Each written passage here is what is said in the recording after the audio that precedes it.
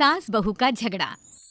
अनामिका की सास पुष्पा अपनी बहू को कुछ खास पसंद नहीं करती थी और इसीलिए दोनों सास बहू में आए दिन झगड़ा होता रहता था। सास बहू के झगड़े के चक्कर में अनामिका के पति मोहित की जिंदगी मुश्किल में पड़ गई थी। बेचारा बार बार माँ और बीवी के झगड़े को सुलझाता ही रहता था, लेकिन दोनों समझने का नाम नहीं लेती थी। वैसे तो सब कुछ ठीक ठाक चल रहा था, लेकिन एक दिन अनामिका और पुष्पा के अंदर जोरदार झगड़ा हुआ और बात कुछ इस तरह थी।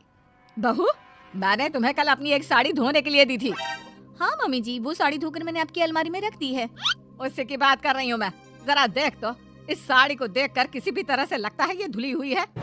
अरे मम्मी जी, मैंने आपकी साड़ी वॉशिंग मशीन में अच्छे से धोकर सुखाकर आपकी अलमारी में तह बनाकर रखी थी। आपके तो नखरे खत्म ही नहीं होते।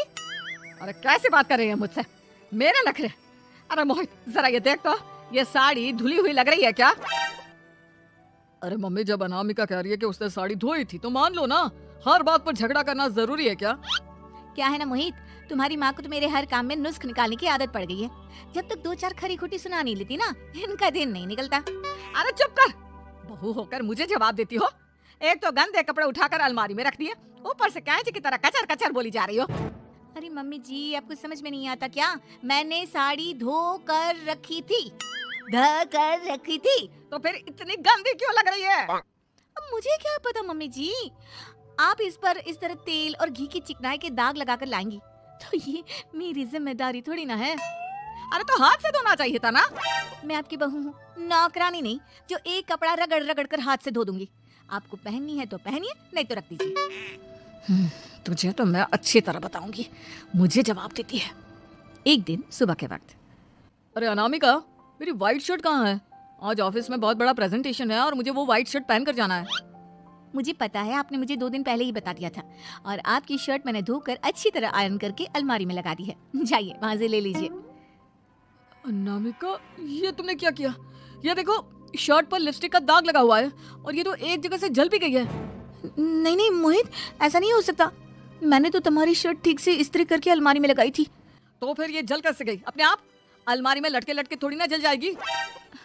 पर मोहित, मुझे अच्छी तरह याद है। देखो, अपनी गलती को छुपाने की कोशिश मत करो। और अगर शर्ट जल भी गई थी तो तुम्हें पहले बताना चाहिए था ना। मैं नई शर्ट लेकर आ जाता।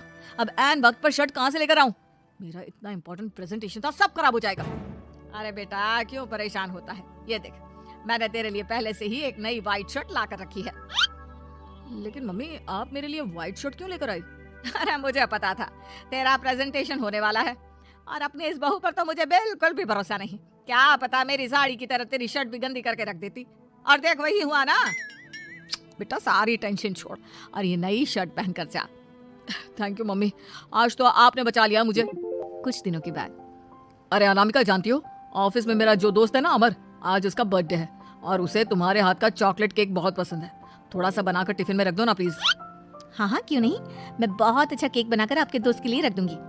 तुम्हारे हाथ का खाना खाकर तो वैसे ही मेरे ऑफिस के सारे लोग इतनी तारीफ करते हैं, क्या बताऊं। प्लीज एक अच्छा सा केक और बना दो, मेरी तो ऑफिस में शान बढ़ जाएगी। अनामिका केक बनाने के लिए रख देती है।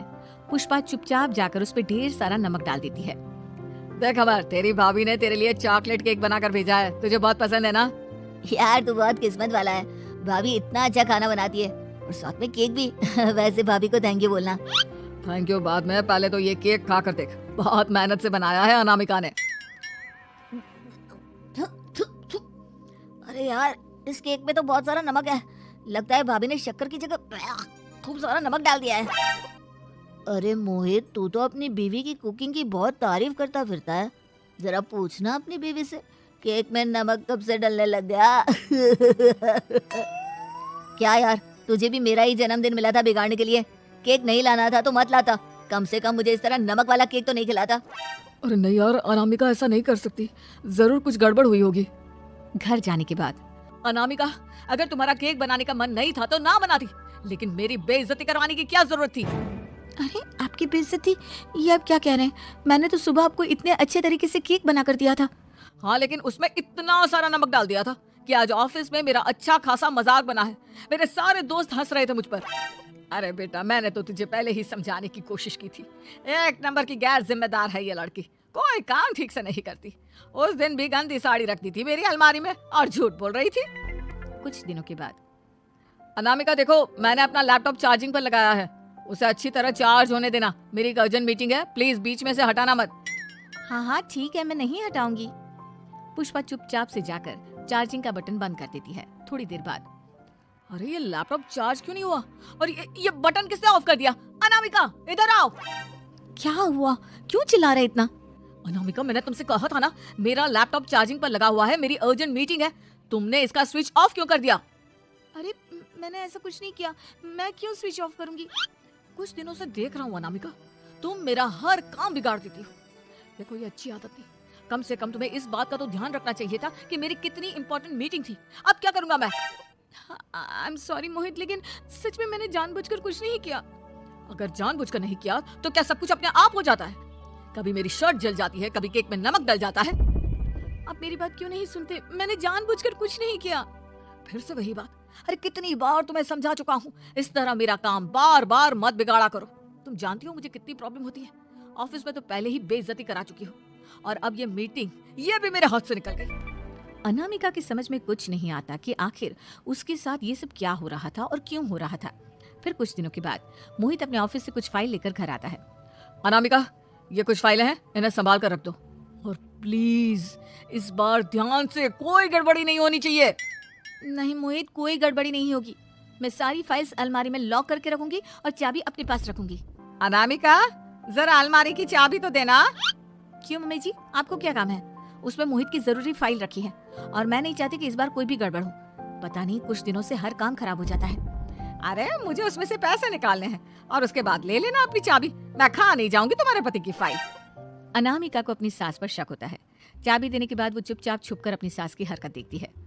ये फाइलें उठाकर डस्टबिन में डाल देती हूँ, फिर देखना कैसे मोहित इसकी खबर लेगा। इस बार तो छोड़ेगा नहीं इसे।